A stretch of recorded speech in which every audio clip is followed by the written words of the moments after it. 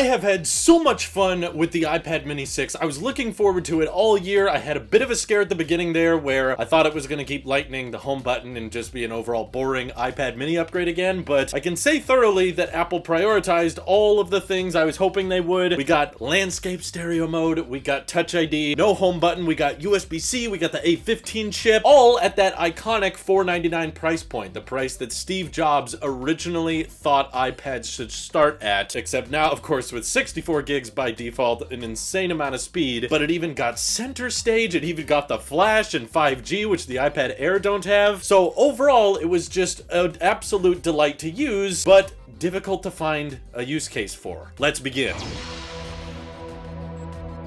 I actually think the biggest difficulty with the iPad mini, and the reason Apple kind of neglected it for so long, is because phones have gotten a lot bigger, and it's particularly difficult to justify, especially as I'm reviewing the iPhone 13 Pro Max alongside this device, which size-wise, they're pretty dang close to each other. But of course, the iPad has Apple Pencil support, it has split-screen multitasking, it doesn't have a calculator app for some reason, but overall, there's still certainly some things you can do with the iPad mini. And the fact that this form factor is so comfortable for me, it's so easy to use with one hand, and I think the biggest differentiating feature between the iPad mini and the rest of the iPad lineup is simply the keyboard interface, because with an iPad mini, you basically have to type just with your thumbs. Even in landscape, definitely in portrait, you're just typing like you would on a phone, basically, with both your thumbs, unless you're the type of person that can reach that far with a single finger on your iPad. I don't think most people do that though. I've found it pretty difficult to try to type on the iPad mini with my actual fingers, and that's kind of the way I'm used to typing on an iPad, because most of the time I'm editing or doing stuff at my desk, and I like to reach for the iPad and type and engage on an email or Discord or Twitter here and there. So the iPad mini is able to do everything an iPad can typically do, except now in this much more compact form, but again, that puts it in this little awkward middle stage between iPhones, especially as they grow past 6.5 inches. And it's not quite laptop replacement territory, because you definitely don't want to use a third-party keyboard with this, and the screen is much smaller. But reviewing the iPad mini has kind of shown me a lot of what I actually use my iPad for, and in this case, a lot of the uses are still making all of my video thumbnails, browsing social media between Twitter and Discord, and checking email, watching lots of YouTube videos, which the iPad mini is quite wide at, which means fairly little black bar for 16:9 videos. But we often use my iPad as kind of like a mobile TV when my wife and I are doing stuff in the kitchen, or we want to watch something in the bedroom. We don't feel like going to the couch and watching something on the big TV. And having a smaller display, especially because I wasn't able to get a hold of a smart folio cover because those were back ordered, makes it a lot more difficult on a screen size like this. I mean, you're definitely not viewing as much content as you are on a much larger iPad, which is probably what's going to keep people buying those larger iPads. But if you're not in that use case where you need a big display to be like your mobile TV, or you're not the type of person that likes to buy the Pro Max of iPhones, because let's be honest, that's the most expensive iPhone ever, so lots of you may be opting for the 13 mini this year, and having a much smaller phone, that will certainly make the iPad mini feel much larger. But of course, I've also seen people complain about the app layout on the iPad mini, and I think this is partly iPadOS's fault, because they have to scale more display ranges than any other operating system out there, in my opinion. Like, you're going from an 8.3-inch display, and they're still supporting the older iPad mini, so technically a 7.9-inch screen and all the way up to a 12.9-inch screen. And between all of those different sizes, iPadOS kinda has the same app layout, which is why I tend to use the larger app icons with my iPad mini, because it feels like it makes better use of the space. But there's definitely a lot of padding on the home screen, and I hope they can fix that in future updates. But I personally was not super happy with iPadOS 15 on my 12.9-inch iPad Pro, because with iPadOS 14, I could have more apps and more widgets with the Today view being pinned. They got rid of that in iPadOS 15, so yeah, it's somewhat of an issue with the mini, because this is the tallest aspect ratio that's ever been on an iPad, but I haven't honestly seen that many concepts of what it could look like that would be better, and I have a feeling that if you did try to blow up the apps all the way to the edges of the iPad mini, it might start to get overbearing, like there's too much information information being shown at once, or the proportions may feel off, and perhaps Apple experimented in a few different ways with the home screen layout and found this one was actually the most approachable, despite us complaining online that there's too much spacing on the edges. But feel free to tag me on Twitter with some concepts or make some artwork of how you think it could be laid out better, because I'm open to suggestions. But I've also been very happy with Touch ID pleasantly. You know, I never reviewed the iPad Air 4, so this is the first time I've had a Touch ID experience in the power button, and the fact that you don't have to tap the screen and then swipe up like you do with Face ID does actually save quite a bit of time. So as long as it gets a good read on my finger, it's able to jump to the home screen very efficiently, which is something I kind of would like on the iPad Pro. Maybe that could be the first device to have Face ID and Touch ID, but yeah, it was not as big a downgrade as I was expecting. The only problem I've had with it is Touch ID seems to be, at least in the iPad state, a bit more picky about how I rest my finger on it. Like, I can't just casually rest my finger there. I have to very intentionally lower my finger onto the button and be like, hey, get a good read on this, because I've had false reads several times where I put a registered finger there and it's like, I didn't quite get that one, or you moved your finger a little bit too much. Whereas Face ID feels a bit more universal to me. You know, I just tap my iPad Pro display at any time and it sees me and it unlocks, and I don't run into many